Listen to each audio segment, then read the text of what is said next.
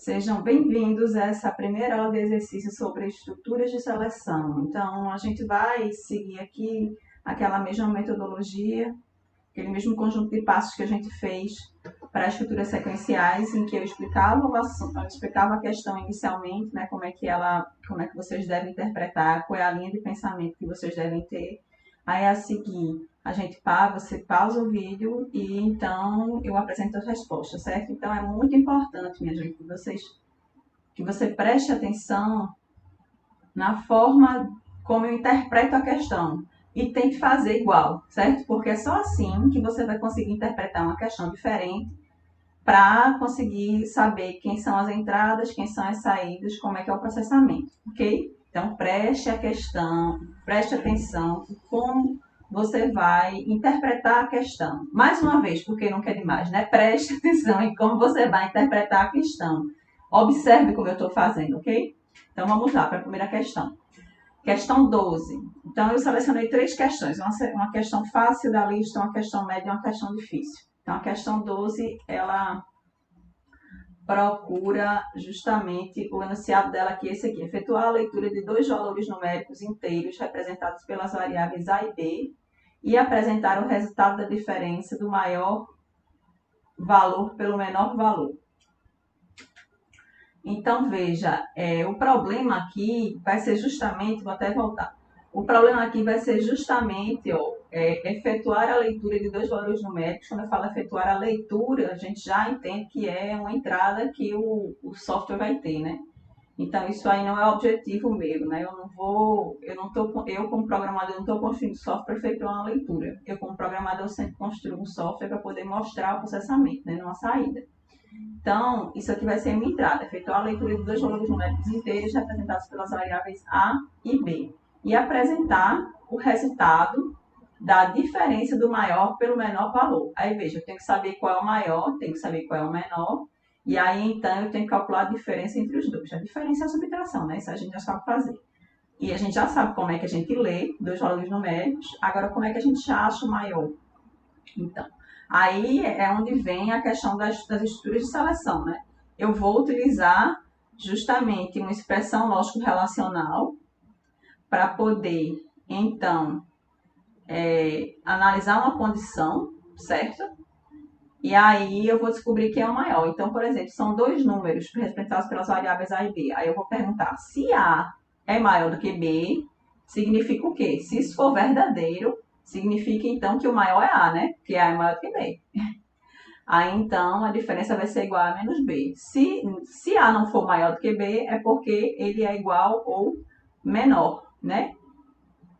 E aí então A não é o maior de toda forma. Então o resultado vai ser igual a B menos A, certo? Então justamente o problema é calcular a diferença, né? Entre do maior para o menor, e a entrada justamente são os números A e B. E aí agora eu peço para você fazer sozinho, certo? Então tente fazer sozinho aí, daqui a pouco a gente compara nossos resultados, ok? Pronto, agora que você já fez sozinho, vamos lá. Então na entrada vai ser justamente aquela mesma coisa de sempre. Então a gente vai, são 2 números, então tanto faz aqui, são 2 valores numéricos, eles dizem que são inteiros, né? 2 valores numéricos. Se são 2 valores numéricos, então tanto faz.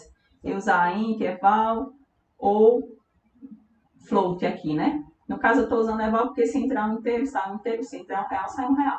Então, A é igual a eval input, digita o valor do primeiro número.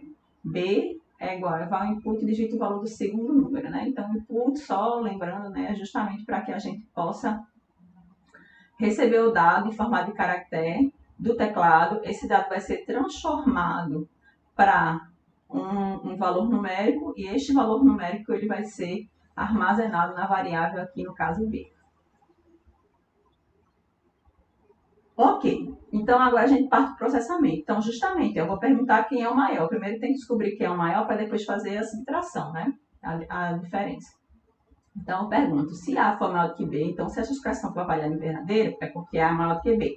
Então, o resultado vai ser igual a A menos B. Agora, se essa expressão não for verdadeira, é porque é B. Ou A é igual a B, ou A é menor do que B, né? Então, ele vai cair justamente no else, certo?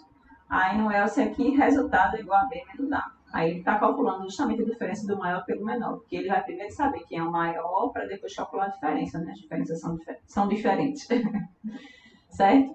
E aí na saída, então, é explicado. O resultado da diferença entre o maior e o menor é... Aí eu coloquei aqui no formato de inteiro. O certo era ter colocado no formato de float, né? Porque se fosse um inteiro,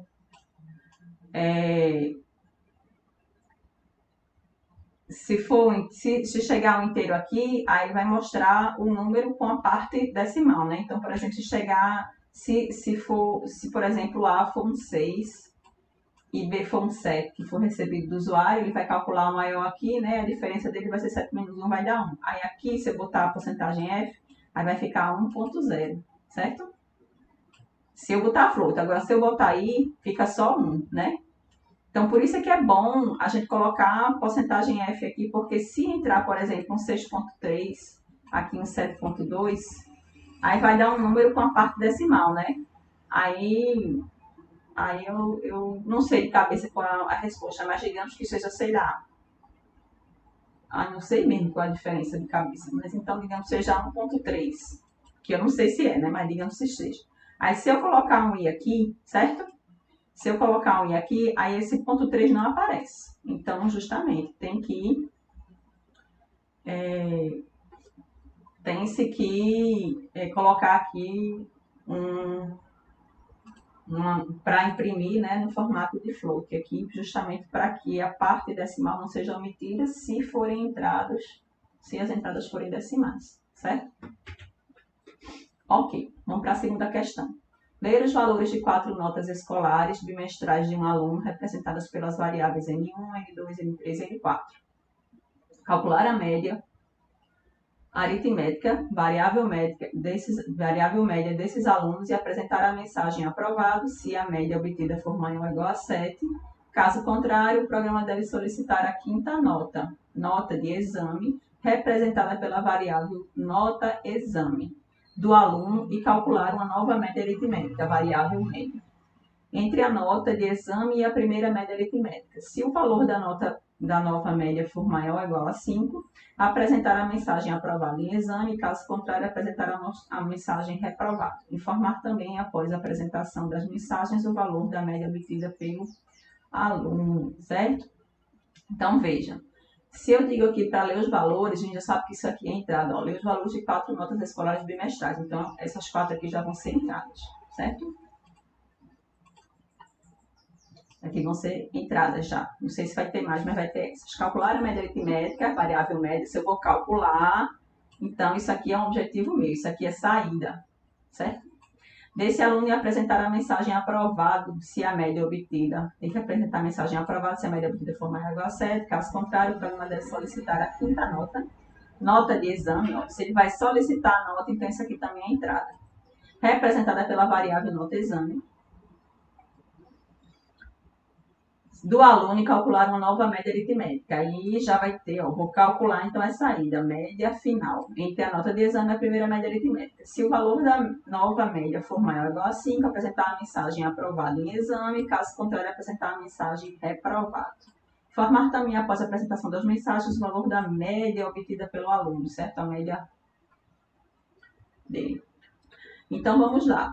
Aí, agora, quem são as entradas, quem são as saídas? Então, o problema, justamente, é calcular a média, né? Que a gente tem que calcular aqui várias médias, no caso, né?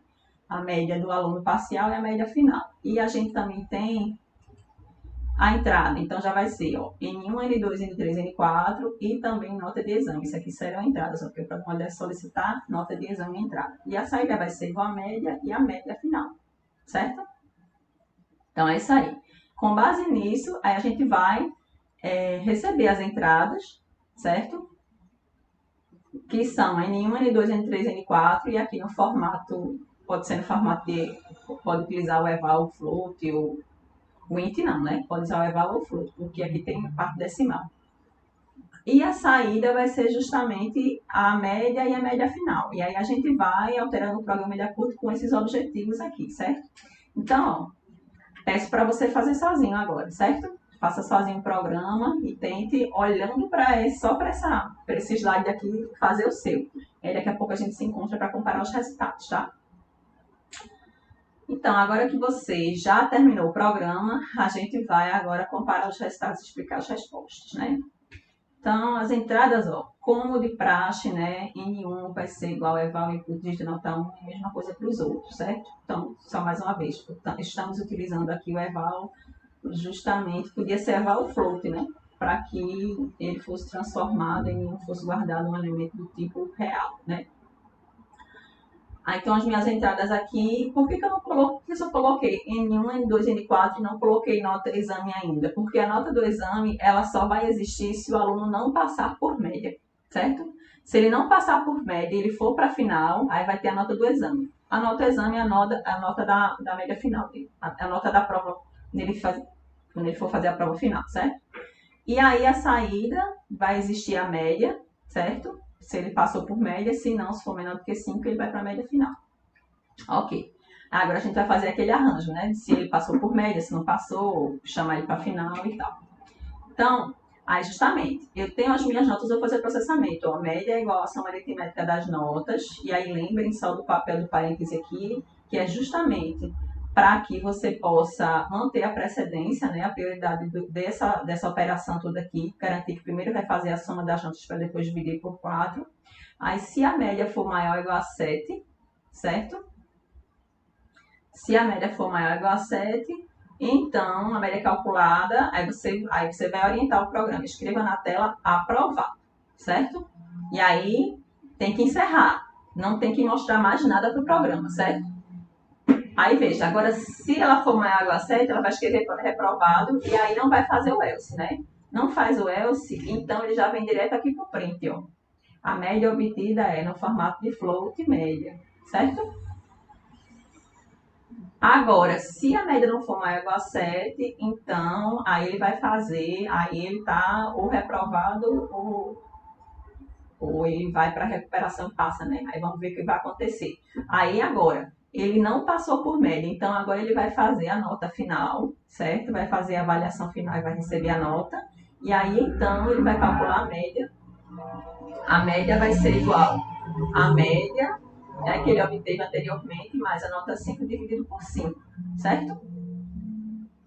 Se essa média que ele atingiu aqui for maior ou igual a 5, ele foi aprovado em exame, se não, ele foi reprovado. Veja que não tinha sentido eu pedir essa média final antes de eu saber se ele estava ou não aprovado por média, porque ele só vai fazer a média final se ele tiver aprovado, certo? Então, ela tem que estar aqui nesse else mesmo, não tinha como estar em outro local, ok? No else, que é justamente o caso da média não for maior ou igual a 7, certo? Ok, aí pronto. Depois de tudo isso, vai ser impresso na tela. A média obtida é no formato independente, né? De ele ter passado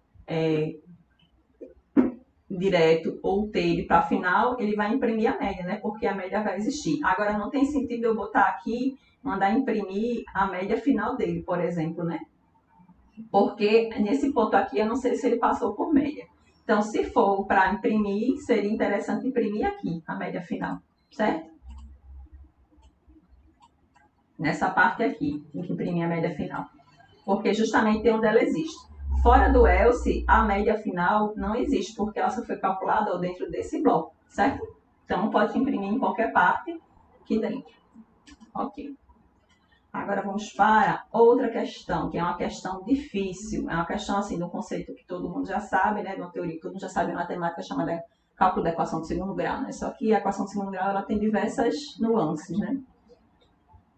Vamos lá, aqui está tudo descrito. Então, faça um programa para determinar as raízes de uma equação de segundo grau, dados os coeficientes A, B e C. Então, os coeficientes A, B e C, eles serão...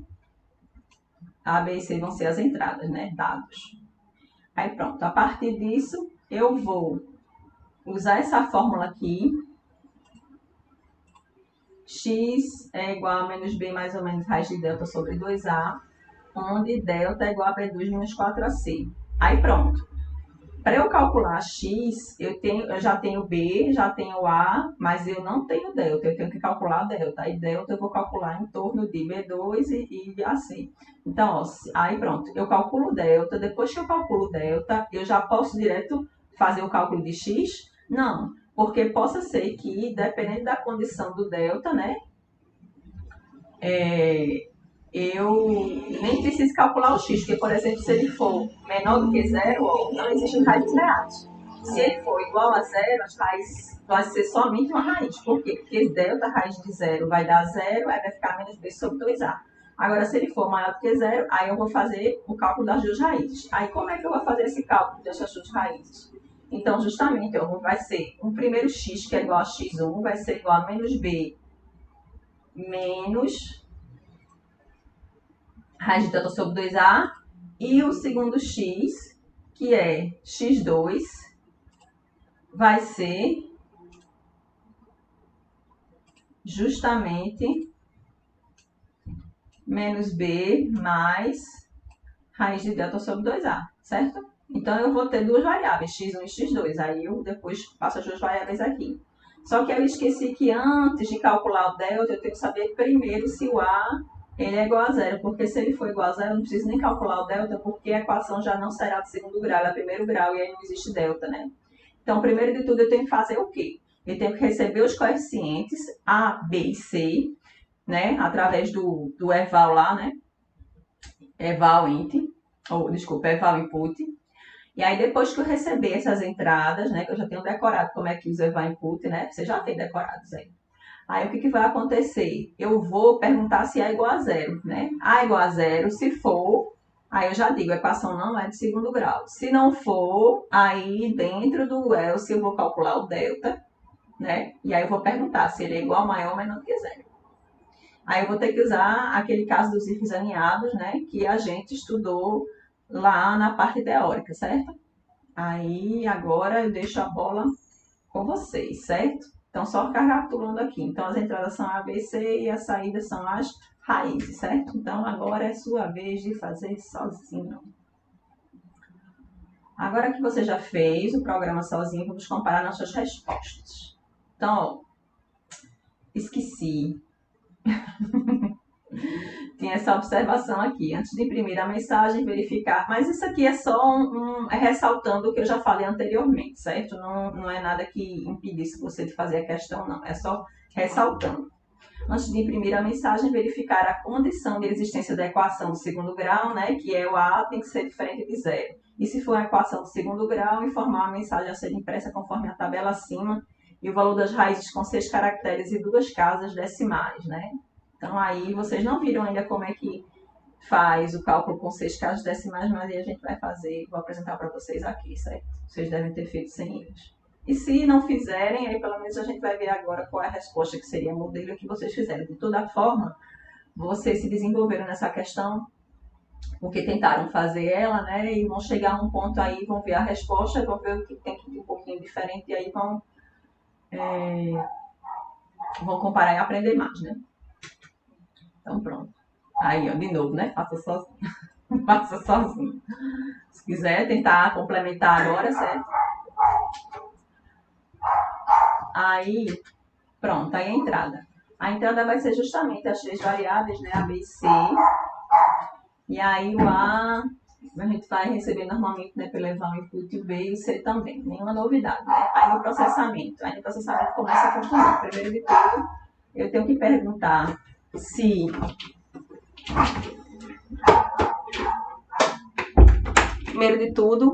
perguntar se no processamento o A é igual a zero, né? Porque se o A for igual a zero, então as equações, elas nem... A equação ela não é nem de segundo grau, né? Ela não vai nem existir. Aí pronto. Aí justamente eu pergunto, antes de tudo, né? O começo de tudo. A é igual a zero. Se for, aí eu mando imprimir. A equação não é do segundo grau, certo? Agora, se ele for diferente de zero, aí começa a história, porque justamente a equação de segundo grau, então eu vou fazer o cálculo todinho para poder fazer a equação de segundo grau em todas as situações. Quando tiver nenhuma raiz, quando tiver uma raiz, ou quando tiver duas, né? Então, ó, delta vai ser justamente, ó, B2 menos 4AC. Aqui tem uma observação, porque aqui eu estou explicitando a multiplicação, certo? E aí eu estou convertendo aquele B2 em Python, vai ser justamente B asterisco 2, 4AC. O 4 que estava lá era assim. Isso aqui é um erro que vocês cometem muito na prova. Vocês fazem, vocês continuam colocando aqui 4AC, mas vejam que esse 4AC aqui em programação, ele não existe. Tem que ser 4 vezes A vezes C. A multiplicação, ela não é explícita. Ela não é implícita, desculpe, como é lá em matemática. Aqui em programação, ela só existe se ela for explícita, certo? Então, delta é igual a B2 menos 4AC. Calculei delta, agora eu vou saber se ele é maior do que zero, se ele é igual a zero ou se ele é menor do que zero, certo? Então, se ele for maior do que zero, isso significa que existem o quê? Duas raízes. Então, x1 é igual a menos b menos delta, aí raiz de delta, né? Então, se é raiz de delta, então, olha, aí como é que calcula a raiz? Então, vai ser asterisco, 1 sobre 2, né? Raiz de delta sobre 2a. E aí eu tenho que colocar aqui os parênteses justamente para eu poder garantir que essa expressão ela vai ser feita nessa ordem justamente aqui, né? Que primeiro vai ser delta sobre 2a, depois menos b, para deixar mais organizado. Aí x2 vai ser menos b, ó, mais delta, que é essa diferença de x1 para x2, certo? Ao quadrado, raiz quadrada, né, sobre 2a. E aí no print, aí eu vou justamente, ó, que são 6 casas sendo 2 decimais, né? As raízes são iguais a, olha aqui, ó. Então, ó, 2 casas depois da vírgula, 4 antes da vírgula, 6 casas decimais, 4 mais 2 dá 6. Então, ó, no formato eu faço porcentagem 4.2F e porcentagem 4.2F. Então, esse 4.2 aqui, ele só está aqui para dizer que são 4 casas antes da vírgula e 2 casas depois. Ele vai ser impresso assim, lá na tela, certo? E aí eu estou imprimindo quem? x1 e x2, que são as duas variáveis. Então, vai aparecer na tela. As raízes são iguais a 5.20, por exemplo, né? E 6.70. Então, ele vai limitar 2 caixas decimais aqui. Isso aqui é para o caso, né? Como eu disse a vocês, em que delta é maior do que zero. Agora, se ele for igual a zero, o que vai acontecer? Só existe uma raiz, porque raiz de zero é zero, né? Então, vai ser reduzido aqui, ó. Esse delta aqui todo vai se acabar, né? Então, vai ficar igual as duas menos b sobre 2a. Então, eu já reduzi, ó, aqui a expressão menos b sobre 2a. E aí, eu imprimo. As raízes são iguais a, e como 2 caixas decimais, né, x1. Aí, pronto. Aqui a gente tem o if, elif. Aí, por que eu estou usando o if, elif, else? Porque são 3 situações e o else, né? Aí, o else é quando não é maior do que zero, não é igual a zero. Então, é porque delta, né, ele é menor do que zero. Certo? Aí aqui no caso de ser menor do que zero, não existe raízes reais porque não tem raiz quadrada de um número negativo, né? Aí ele já imprime aqui, não existe raízes reais. Aí o if, elif, else, ele vai ser usado justamente para isso, né? Para quando eu tenho várias situações excludentes. Aqui no caso, não tem como, por exemplo, ele ser maior do que zero e aqui não tem como, por exemplo, ele ser maior do que zero e menor do que e igual a zero ao mesmo tempo, né? Ou ele é um, ou ele é outro, ou ele é outro. Então, ponto. Aqui a gente usa if, elif, else, certo? Então, é isso aí. Agora vocês revisam essa questão, se estava diferente do que vocês fizeram, bota para rodar. Se tiver dúvida e não entender por que a sua questão está errada, a gente se encontra na seção de dúvidas, certo? Um abraço, tudo de bom, estou aqui torcendo por você. Tchau!